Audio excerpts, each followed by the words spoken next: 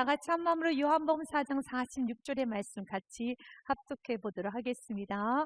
예수님께서 다시 갈릴리 가나에 이르시니 전에 물로 포도주를 만드신 곳이라 왕의 신하가 있어 그의 아들이 가버나움에서 병들었더니. 아멘. 하나님께서 오늘도 우리들에게 말씀합니다. 이것 봐, 이 문제, 이 고통스럽고 이 아픈 문제, 자녀가 죽어가고 있습니다. 아버지에게 있어서 자녀의 죽음은 너무 비통합니다. 너무 아픕니다. 그러나 이 모든 문제가 어떻게 끝나는 건지 보아라. 53절의 말씀으로 끝나는 겁니다. 사랑하는 여러분, 기억하십시오. 고난은 영원히 고난으로 끝나는 게 아닙니다. 십자가는 십자가로 끝나지 않고 부활이 있습니다. 생명이 있습니다. 그렇기 때문에 이런 말씀을 듣고 이 말씀 53절의 말씀을 가슴에 여러분 담아서 세상 속에 나아가서 주님, 이 말씀 난 믿고 나아갑니다. 그렇기 때문에 우리는 문제 앞에서 좌절하고 낙심하면서 여러분 고민하고 원망 불평하는 것이 아니라 53절이 결론이라는 겁니다. 문제는 반드시 해결되죠. 문제만 해결되는 것이 아니라 53절은 우리에게 뭐라고 말씀하고 있습니까? 그의 아버지가 예수께서 내 아들이 살아있다 말씀하신 그때인 줄 알고 자기와 그 온 집안이 다 믿으니라. 믿음이 성장이 된다는 것입니다. 하나님 우리를 사랑하시지만 고난을 주세요. 어려움을 주십니다. 때로는 아픈 문제도 주십니다. 그 문제는 우리를 넘어뜨리기 위한 것이 아니에요. 그 문제는 우리를 아프게 하는 것이 아니라 그 문제를 통해서 하나님께서 우리에게 주고자 축복이 너무너무 많습니다. 자기와 왕의 신하뿐만 아니라 그 온 집안에 있는 모든 사람들이 다 믿으니라. 결국은 믿음이 성장돼요. 조금 더 순수해집니다. 조금 더 성숙해집니다. 조금 더 예수 그리스도를 뜨겁게 믿는 열정의 사람과 영혼을 사랑하는 아름다운 사람이 되는 것입니다. 주님께서는 오늘도 이 문제를 통하여서 왕의 신하의 믿음이 성장된 것처럼 때로는 우리 삶 가운데도 어려움도 있고 아픔도 있지만 하나님의 넘치는 은혜가 있을 믿고 그 상황에서 하나님, 내가 어떻게 하기 원합니까? 하나님, 나에게 주고자 하는 메시지가 무엇입니까? 자기 안에 있는 불순물을 보고 하나님의 인도함을 받으면서 한 발 한 발 나아갈 때 그 안에서 왕의 신하를 무섭게 책망하십니다. 그 책망의 말씀도 들어가면서 한 걸음 한 걸음 나아갈 때 결론은 53절로 가는 것입니다. 믿음이 없이는 세상을 이길 수가 없기 때문이에요. 요한일서 5장 4절 말씀에 보니 무릇 하나님께로부터 난 자마다 세상을 이기느니라. 세상을 이기는 승리는 이것이니 무엇이니라? 우리의 믿음이니라. 믿음이 없으면 세상을 이길 수가 없습니다. 그래서 주님께서는 오늘도 우리의 믿음이 키워지기 원합니다. 문제를 통하여서 왕의 신하의 믿음을 키웠던 것처럼 주님께서 오늘 말씀을 통하여서 우리의 믿음이 커지기 원합니다. 그리고 이런저런 소소한 사건, 사고를 통해서 또 여러 가지의 환경적인 문제를 통해서도 우리가 메시지를 잘 듣고 믿음이 커져가길 원합니다. 그 시작은 왕의 신하가 주님 앞에 두 손을 들기 시작합니다. 왜냐하면 왕의 신하의 아들이 병이 들어 죽어가고 있습니다. 47절 말씀에 보니 예수님께서 유대로부터 갈릴리를 오셨다는 것을 듣고 가서 청하되 내려오셔서 내 아들의 병을 고쳐주소서 하니 그가 거의 죽게 되었습니다. 그는 왕의 신하예요. 권력이 있습니다. 권력이 있다라는 것은 명예가 있고 인맥이 있으며 부도 있습니다. 모든 걸 다 가졌어요. 그러나 자녀의 죽음 앞에서는 자신이 가지고 있는 물질, 명예, 인맥, 그 어떤 것도 소용이 없이 아무것도 할 수 없는 상태가 되었습니다. 그래서 그는 예수를 찾은 겁니다.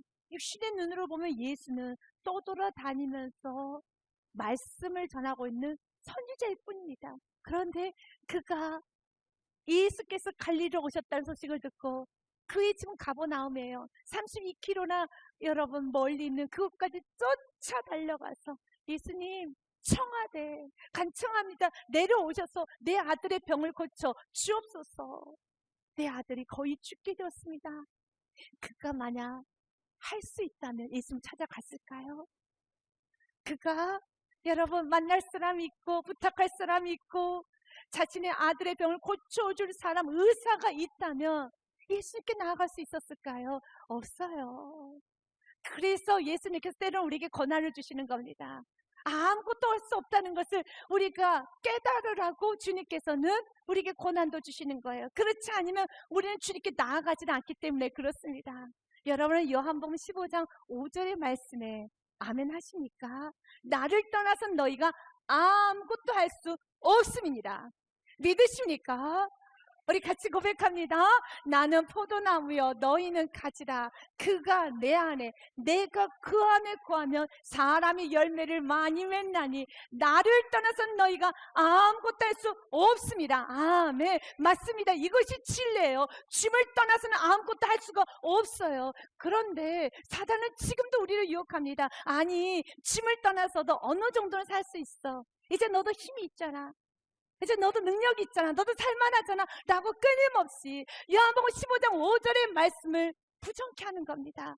마치 과거 아담과 하와에게 사단이 유혹했잖아요. 공격했잖아요. 뭐라고 공격했습니까? 하나님 분명하게 말씀하셨어요. 너희가 선악을 알게 하는 그 나무의 실과를 먹으면 반드시 죽으리라 라고 말씀을 하셨어요. 죽습니다. 주님을 떠나서는 아무것도 할 수 없습니다. 주님을 떠나서는 아무것도 할 수 없습니다 라고 하는 그 말씀처럼 주님은 말씀하셨어요. 선악을 알게 하는 나무의 열매는 먹지 말라. 먹는 날에는 반드시 죽으리라 하십니다. 그런데 사단이 유혹했습니다. 그리고 넘어갔어요. 그리고 그가 말합니다. 창세기 3장 3절 말씀에 보니 동상 중앙에 있는 나무의 열매는 하나님의 말씀에 너희는 먹지도 말고 만지지도 말라 너희가 죽을까 하노라 하셨느니라. 아닙니다. 죽을까 하노라가 아니라 반드시 죽으리라. 나를 떠나서 너희가 아무것도 할 수 없음이니라. 이것이 진리예요. 그러나 지금도 사단은 우리를 죽이고 파괴시키고 우리에게 이런 놀라운 기적을 경험하지 못하도록 하기 위해서 아니야, 어느 정도 살 수 있어, 어느 정도는 괜찮아, 힘이 있잖아, 실력이 있잖아. 만약 그 왕의 신하가 만날 사람이 있고 여러분 다른 방법이 있다면 절대로 예수님께 나오지를 못해요. 나오지를 못하는 겁니다. 우리가 언제 예수를 붙잡는지 아십니까? 내가 아무것도 할 수 없다 할 때 예수를 붙잡을 수 있고 그 예수의 책망의 말씀 앞에서도 버티고 서 있을 수 있다는 것입니다. 주님 오늘도 우리에게 말합니다. 요한복음 15장 5절의 말씀을 믿느냐? 믿느냐? 대답이 없어졌어요? 네, 믿으십니까? 아멘, 맞습니다. 여러분 믿으셔야 돼. 이것이 진리예요. 나를 떠나서는 아무것도 할 수 없습니다. 예수님을 떠나서는 아무것도 할 수 없습니다. 그래서 주님께서는 우리가 이 현실을 빠르게 자각하기 원해요. 주님, 나는 주님을 떠나서는 아무것도 할 수 없사오니 주여 도와주옵소서, 주여 도와주시옵소서, 주님 도와주시옵소서 라고 가장 가난한 심령으로 왕의 신하처럼 예수께 나와 청해야 되는 겁니다. 주님, 내 아들이 죽게 되었습니다. 내 아들이 병이 들었습니다. 그런데 아버지라고 하는 나는 내 아들을 살릴 수가 없어요. 내 아들을 고칠 수가 없어요. 주여 도와주세요. 주여 살려주세요. 어찌하면 좋겠습니까? 주여 살려주세요 라고 주님께 나아갈 때 놀라운 주님의 만지심이 있어요. 놀라운 주님의 치유가 있어요. 우리 주님께서는 오늘 말씀합니다. 52절 말씀에 보니 내 아들이 살아있다 라는 말씀을 합니다. 하나님은 기적을 일으키는 건 너무 쉬워요. 너무 심플하잖아요. 끝입니다. 내 아들이 살아있다. 인간이 아들을 살리려면 참 많은 행위가 필요할 것 같습니다. 수고가 많이 있습니다. 그러나 성경을 보십시오. 예수께서 기적을 일으키실 때 어떤 소란스러운 퍼포먼스가 없어요. 땀을 흘리고 소리를 치고 펄쩍펄쩍 뛰고 큰 소리로 말하고 이 사람 저 사람 동원하면서 그렇지 않습니다. 아주 심플합니다. 살아있다, 끝. 기적을 일으키신 건 너무 간단합니다. 그분에게서 기적은 너무 간단하다는 것입니다. 머리의 변화에 포도주가 됩니다. 시끄럽지 않습니다. 앉은 병을 일으킵니다. 눈먼 속에 눈을 뜨게 하십니다. 죽었던 나사로를 살리실 때도 여러분 죽은 시체를 보면 뱅글뱅글 돌거나 여러분 희한한 행동을 하거나 소리를 지르고 그리고 여러 가지 여러분 이상한 행동하지 않습니다. 나사로야 나오라 끝. 그분에게서 기적은 간단합니다. 그러나 이 기적을 일으키는 그 과정에 있어서 심령을 작업하는 데 있어서는 너무 긴장이 돼요. 이러다가 떠나면 어떡하지? 이러다가 무너지면 어떡하지? 기적은 너무 쉽지만 기적을 일으키는 그 과정에서 겸손의 심령으로 만들고 낮은 심령으로 만들고 순종의 심령으로 만드는 그 과정은 우리가 제3자가 들여다봐도 이러다가 저 예수님 믿지 않을래요. 저 오늘 그만하겠습니다 라고 말하면 어떡하지? 라는 긴장감이 돌 정도로 예수님의 책망은 너무 때로는 어려울 때가 있어요. 어느 왕의 신하에게도 51절처럼 문제는 너무 심플하게 해결되지만 너의 아이가 살아있다 끝. 그러나 왕의 신하를 책망합니다. 마치 가난한 여인이 흉악한 귀신이 들려서 자신의 자녀가 물인지 불인지 모르고 뛰어다니고 있는 그 아픈 상황에서 예수께 나옵니다. 예수님, 내 자녀가 흉악한 귀신이 들렸습니다. 고쳐주세요 라고 주님께 가장 겸손하게 간청하였을 때 예수님 이렇게 말씀하십니다.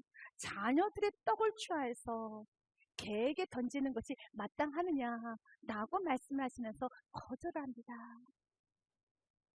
그 여인을 개처럼 취급합니다. 난 자녀를 치료하지 너와 같은 개들은 치료하지 않아 라고 거절합니다. 너무 아프죠? 이 말을 듣고 있는 우리도 긴장이 됩니다. 우리도 긴장이 돼요. 그러니 예수님은 그 말씀을 하세요. 그때 그 여인이 예수님께 이렇게 반응합니다. 여자가 이르되 주여 올소이다마는 개들도 제 주인의 상에서 떨어지는 부스러기를 먹나이다. 부스러기도 주사오니 주님 도와주세요. 이 여인이 왜 이렇게 겸손해집니까? 요한복음 15장 5절의 말씀이 가슴에 있기 때문에 그렇습니다. 나를 떠나서는 예수님이 도와주지 아니하시면 길이 없기 때문에. 그래서 주님께서 오늘 또 말합니다. 정말로 길이 없느냐? 너희는 아무것도 할 수 없다. 이 고백을 할 수 있느냐? 이 고백만 할 수 있으면 어떠한 책망도 주면 어떠한 말씀에 여러분 순종을 요구해도 그 순종하는 것이 어렵지가 않아요. 이 여인은 갈 데가 없으니까 해결할 수 있는 힘이 없으니까 부스러기도 줬사오니 주옵소서. 그때 예수님은 이렇게 말씀하세요. 28절 말씀 같이 읽습니다. 이에 예수님께서 대답하여 이르시되 여자여 내 믿음이 크도다. 내 소원대로 되리라 하시니 그때로부터 그의 딸이 나으니라. 아멘. 이 여인에게 말합니다. 내 믿음이 참 크구나. 하나님 보시기 큰 믿음은 어떤 상황에서도 이 말 저 말 다 필요 없다는 겁니다. 예수를 끝까지 붙들 수 있는 자, 그 자가 큰 믿음의 소유자예요. 이런저런 이유가 많아요. 우리가 믿음을 놓는 데는 이유가 있습니다. 그러나 내가 믿음을 놔버리는 순간에 믿음이 작은 거예요. 그래서 오늘도 믿음을 키우셔야 돼요. 주님, 이 여인을 주님 우리에게 말씀합니다. 이 여인이 진짜 큰 믿음의 여인이야. 우리가 이런 믿음을 갖기 원합니다. 모든 순간에 모든 상황에서 예수만 붙들 수 있는 겸손함이 있는 자가 큰 믿음의 사람이라는 것입니다. 예수님은 이 여인도 책망하시면서 그 여인의 믿음을 키우셨던 것처럼 왕의 신하에게도 예수님은 책망을 하십니다. 왕의 신하가 예수님께 나아가 말씀을 하였죠. 47절 말씀에 보면 주님 내려오셔서 내 아들의 병을 고쳐주소서 하니 그가 거의 죽게 되었습니다. 도와주세요 라는 말씀을 했는데 48절에 예수님은 다른 말씀하십니다. 같이 읽겠습니다. 시작. 예수님께서 이르시되 너희는 표적과 기사를 보지 못하면 도무지 믿지 아니하리라. 사랑하는 여러분, 이 도무지란 단어는 조금은 짜증이 섞인 책망가스처럼 느껴집니다. 도대체 언제까지 도무지 믿지 아니할 거느냐? 언제까지 입으로 들어가야지만 손으로 만지고 눈으로 보여지고 너가 원하는 계획대로 흘러가야만 믿겠느냐? 라고 책망입니다. 그러나 이 책망은 왕의 신하에게 하기에는 좀 부담스러운 책망? 아직은 어리지 않습니까? 왕의 신하는 어려요. 그는 이방인 출신입니다. 그럴 때 예수님께서는 힘들었지. 그래 가자. 앞장서. 아들한테 가자. 내가 도와줄게. 라고 하면서 감싸고 안고 앞장서라. 가자. 가보자. 라고 하면 훨씬 더 은혜스러울 것입니다. 그런데 예수님께서 하신 이 말씀이 전혀 은혜스럽지가 않아요. 때로는 여러분 듣고 싶은 말씀 전해지지 않고 어떤 말씀은 참 은혜스럽지 않네. 그리고 그 주위에 있는 제자들과 사람들이 보기에도 오늘 예수님께서 식사를 안 하셨나? 예수님 오늘 너무 예민하시다. 아니 이렇게 급한데 그리고 어린 신자인데 이렇게 말씀하실 필요가 있나? 라고 느껴질 정도로 조금은 예수님의 권면이 시기적으로 상황적으로 맞지가 않은 것 같습니다. 그러나 예수님께서 말씀하실 때는 항상 옳음을 믿으시길 바라겠습니다. 예수님께서 책망하실 때는 이유가 있어요. 그래서 책망을 받을 수 있는 심령이 되셔야 하는 것입니다. 왜냐하면 말씀에는 책망이 있어요. 디모데후서 말씀에 보니 이렇게 되어 있습니다. 모든 성경은 하나님의 감동으로 된 것으로 믿으십니까? 맞습니다. 하나님의 감동으로 되었습니다. 교훈과 책망과 바르게 함과 의로 교육하기에 유익하니 이는 하나님의 사람으로 온전하게 하며 모든 선한 일을 행할 능력을 갖추게 하려 합니다. 아멘. 이 기적을 일으키기 위해서는 이 책망의 과정이 필요합니다. 그가 어리든 그가 여러분 신앙의 상태가 크든 작든 주님께서는 이 기적, 이 놀라운 기적, 가정에 이르는 그 저주, 여러분 그 병들어 있는 자녀가 살아나는 그 기적, 모든 그 문제 해결하기 위해서는 38절의 말씀이 48절의 말씀이 있어야 되는 겁니다. 그래서 책망하시는 겁니다. 그런데 그 책망이 때로는 불편하게 들릴 때가 있어요. 도무지 믿지 아니하는구나. 욥의 주제도 욥기서 1장 9절의 말씀이죠. 욥이 애매한 고난이라는 걸 받지 않았습니까? 욥이 무서운 고난을 받았어요. 그 고난을 받게 된 이유가 무엇입니까? 사탄이 하나님께 이렇게 말을 합니다. 사탄이 여호와께 대답해 이르되 욥이 어찌 까닭없이 하나님을 경외하리까? 이유 없이 하나님을 섬기겠습니까? 하나님 뭔가 주셨기 때문에 하나님께서 그래도 무언가를 주셔서 욥이 믿는 것이지, 만약 하나님께서 아무것도 주시지 않고 거둬가시면 저는 분명히 말할 수 있습니다. 하나님 떠납니다. 하나님 배신합니다. 하나님 떠나요. 저 틀림없습니다. 라는 말이에요. 10절과 11절의 말씀까지도 제가 계속 읽겠습니다. 주께서 그와 그의 집과 그의 모든 소유물을 울타리로 두르신 때문이 아닙니까? 주께서 그의 손으로 하는 바를 복되게 하셔서 그의 소유물이 땅에 넘치게 하셨습니다. 이제 한번 하나님께서 주의 손을 펴서 그의 모든 소유물을 치워보옵소서, 치소서. 그리하시면 틀림없이 주를 향하여 욕하지 않겠나이까? 이것은 그리스도를 향한 모독이죠. 그리스도를 향한 모독의 말입니다. 그런데 하나님은 믿었어요. 욥을 믿었습니다. 아니야, 사탄 너 틀렸어. 그는 모든 걸 다 걷어가도 절대 나 떠나지 않아. 근데 사탄은 말합니다. 틀림없습니다. 하나님께서 모든 걸 걷어가시면 그는 주를 향하여 욕하고 떠날 성도들입니다. 틀림없습니다. 라는 말을 할 때 하나님은 흔들리지 않고 우리를 향한 믿음이 있었어요. 그래서 고난을 허용하신 겁니다. 그런데 욥은 그 고난을 이겼어요. 스쳤으면 흔들렸겠죠. 그러나 하나님께서 그를 꼭 붙잡아 주셨고 이겼어요. 그런데 욥이 그 애매한 고난, 그 무서운 고난을 받고 난 후에 욥기 마지막 장 42장입니다. 그 마지막 장에 욥이 이렇게 마무리를 합니다. 내가 주께 대하여 귀로 듣기만 하였사오나 이제는 눈으로 주님을 배옵나이다 라고 하면서 그가 회개를 합니다. 회개를 합니다. 6절 말씀입니다. 그러므로 내가 스스로 거둬들이고 이제 내가 내 자신을 봅니다. 맞습니다, 하나님. 사탄이 했던 말 하나도 틀리지 않습니다. 내 안에 그런 부분이 있었습니다.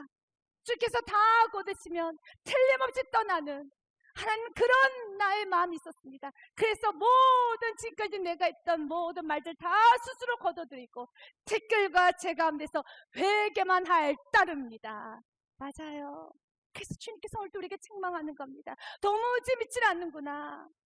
이 표적이 없으면, 내가 손에 잡히고 눈에 보여지지 않으면 믿지를 않는구나. 여전히 내 안에 불순물이 있구나 라고 하면서 말씀도 책망하는 겁니다. 이 책망은 너무 귀한 거예요. 회개는 귀한 겁니다. 책망은 너무 귀합니다. 회개를 하게 되면 남는 건 믿음만 남아요. 욥이 그 무서운 고난을 이겼어요. 욥은 이 무서운 고난을 이기고 승리를 하고 내가 이렇게 이겼습니다 라며 공로를 내셨던 것이 아니라 마지막 장은 회개로 끝나요. 주님, 너무 잘못했습니다. 내 안에 너무 불순물이 많습니다. 내 안에 너무 불순물이 많습니다. 그런 나를 여기까지 살게 하시고 그런 나를 여기까지 오게 하신 하나님의 은혜만 남을 뿐입니다. 하나님 감사합니다. 때로는 여러분에게 주었던 그 책망이 다 알지 못할 때도 있을 것입니다. 그러나 여러분은 책망을 받을 수 있는 심령이 되십니까? 그 심령이 되셔야 됩니다. 잠언의 말씀은 그 책망은 우리에게 생명의 길이라고 되어 있어요. 대접 명령은 등불이요 법은 빛이요 공개의 책망은 곧 생명의 길이다. 아멘. 토미 테니 목사님이 썼던 책 중에 하나님께 굶주린 예배자라는 책이 있어요. 그 책의 내용이 은혜가 됩니다. 여러분들에게 읽어드리도록 하겠습니다. 하나님은 하나님께 굶주린 그의 자녀들을 찾아오신다.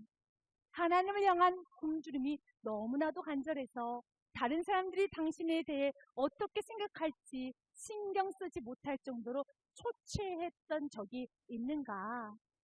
하나님을 가장 먼저 배고파라. 우리의 문제는 하나님을 향하여 간절하게 굶주려 본 적이 단 한 번도 없다는 것이다. 우리는 하나님을 가장 먼저 가장 간절하게 배고파해야 된다. 하나님께 굶주린 예배자는 오직 하나님만을 원한다. 다른 무엇도 그들을 만족시키지 못한다. 맞습니다. 여러분, 하나님께 굶주려 있습니까? 말씀에 굶주려 있습니까? 이 왕의 시간은 갈 데가 없고 자신임으로 아무것도 할 수 없기 때문에 오직 하나님께만 굶주려 있습니다. 책망의 말씀 앞에서도 굶주려 있습니다. 어떤 환경에도 굶주려 있습니다. 그는 원합니다. 예수만을 원합니다. 주여, 나는 예수만을 원합니다. 주님 도와주세요. 주여 도와주옵소서. 그래서 49절과 50절 말씀에 보니 신하가 이르되 주여 내 아이가 죽기 전에 내려오소서. 책망의 말씀 앞에 그는 49절로 갑니다. 주님 도와주세요. 내려와 주옵소서. 그때 예수님 말씀하셔요. 50절 말씀 같이 읽겠습니다. 예수님께서 이르시되 가라 내 아들이 살아있다 하시니 그 사람이 예수님께서 하신 말씀을 믿고 가더니. 아멘. 여러분, 이 말씀을 믿으십니까? 여러분, 정말 이 말씀이 좋으세요? 주님께서 하시는 말씀 정말 좋으세요? 저는 이 말씀을 묵상할 때 많이 힘들었어요. 많이 힘들었어요. 왜냐하면 그가 원한 거 49절이에요. 주님, 내 아이가 죽기 전에 내려오셔서 같이 가주세요. 그런데 주님 말합니다. 50절의 말씀을 보니 가라 내 아들이 살아있다. 그때 외치고 싶을 겁니다. 예수님, 내가 보고 왔어요. 내 아들이 지금 죽어가고 있다고요. 살아있는 게 아니라 죽어가고 있어요. 내가 지금 보고 있어요. 그런데 예수님 말합니다. 그냥 가라는 거예요. 살아있다라는 겁니다. 이건 정말 환장할 노릇입니다. 너무 힘이 들어요. 가다가 아이 죽으면 어떡해? 그러면 나는 도대체 무슨 행동을 한 거야? 내가 지금 무슨 짓을 하고 있는 거야? 그 어떤 것도 없이 가야 되는 거예요. 나는 분명 예수님을 모시고 가야 되는데 그때 가다가 아이가 죽으면 어떡해? 그래서 지금 책망하신 거예요. 표적을 구하면 안 돼. 책망에는 이유가 있다라는 겁니다. 그래서 48절의 말씀에 먼저 책망을 하신 거예요. 그래서 주님 말씀합니다. 가라 살아있다. 그런데 말씀 50절에 보니 그는 그 말씀을 듣고 그 사람이 예수님께서 하신 말씀을 믿고 가더니 그 어떤 것도 손에는 표적이 없어요. 쥐고 가는 건 없어요. 아무것도 없어요. 그러나 갑니다. 자신의 계획대로 되지 않았습니다. 자신이 원하는 결과물도 갖고 있지 않습니다. 그 어떤 것도 없어요. 그러나 믿고 갑니다. 믿고 갔을 때 놀랍게 역사가 이루어지는 거예요.